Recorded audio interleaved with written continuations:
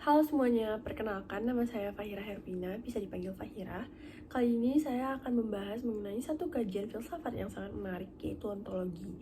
Nah, sebelum kita masuk ke kajian ontologi, kita perlu tahu dulu dong, pengertian filsafat itu secara general apa.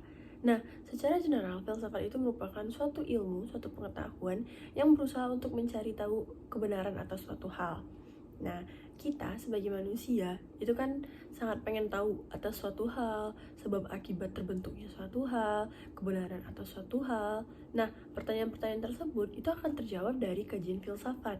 Maka dari itu, filsafat itu dikatakan sebagai suatu ilmu yang berusaha untuk mencari tahu kebenaran atas suatu hal.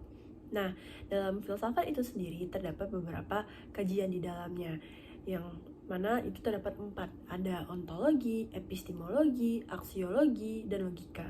Nah, yang bakal kita bahas kali ini itu adalah ontologi. Ontologi itu apa sih gitu?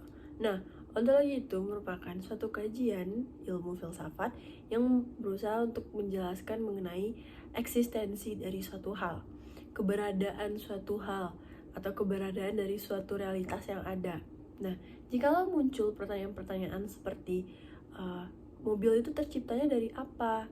Apa penyebab terciptanya mobil? Kenapa mobil itu bisa tercipta? Gitu. Nah, pertanyaan-pertanyaan seperti itu merupakan pertanyaan dalam kajian ontologi yang mempertanyakan mengenai eksistensi dari suatu hal. Dalam kajian komunikasi sendiri, yaitu filsafat komunikasi, ontologi itu berusaha untuk menjelaskan mengenai eksistensi dari bagaimana komunikasi itu tercipta, bagaimana bentuk eksistensi pesan-pesan yang ada, bagaimana bentuk hubungan antara manusia, teknologi, dengan komunikasi. Nah, begitulah bentuk ontologi yang terdapat dalam lingkungan sekitar kita. Nah, ontologi ini itu juga memiliki beberapa aliran, yang mana itu terdapat 5 aliran di dalamnya, yaitu monoisme, dualisme, materialisme, idealisme, dan agnosticisme. Nah, apa sih 5 aliran ini?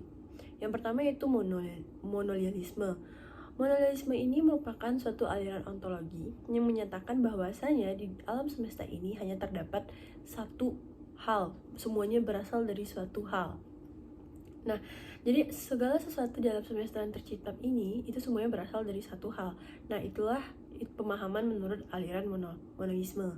Sedangkan menurut dualisme itu segala sesuatu hal yang ada di muka bumi ini itu berasal dari dua hal, yaitu materi dan mental, fisik dan mental. Nah, dualisme dan monoisme ini sangat berbanding terbalik, namun mereka tetap ada dan berada di aliran masing-masing. Nah, lanjut ke aliran kedua dan aliran ketiga, yaitu idealisme dan materialisme. Materialisme ini menjelaskan bahwasanya di muka bumi ini itu segala satu hal dapat dipandang secara materi gitu. Sedangkan menurut idealisme itu segala satu hal itu berasal dari jiwa, ruh, logika gitu. Sama seperti monoisme tadi, bahwasanya idealisme dan materialisme ini merupakan dua hal yang bertolak belakang, namun mereka tetap ada di aliran masing-masing. Nah, lanjut ke aliran terakhir, yaitu agnostik. Agnostik ini itu sebenarnya sering disalah artikan oleh banyak orang.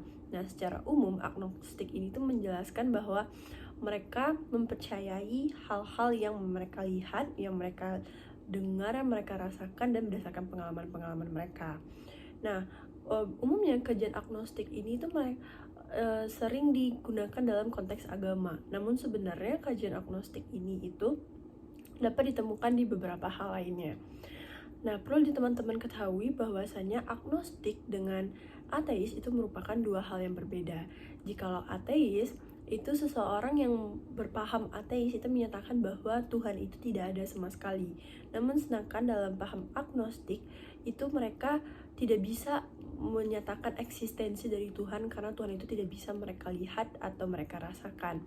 Maka dari itu, seseorang yang memiliki paham agnostik itu akan menyatakan bahwa mereka tidak tahu di mana keberadaan Tuhan. Nah, di luar konteks agama, agnostik itu juga dapat ditemukan misalnya dalam konteks politik. Nah, apa sih contoh agnostik dalam konteks politik? Misalnya, di suatu negara itu di berbagai negara itu terdapat banyak berbeda-beda sistem pemerintahan, sistem politiknya.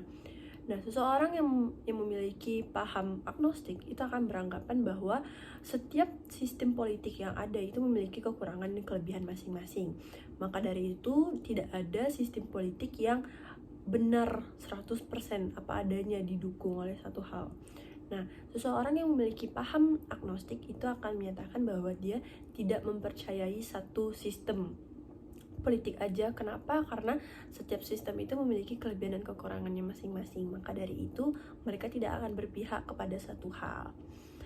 Sekian penjelasan dari saya mengenai kajian filsafat yaitu ontologi.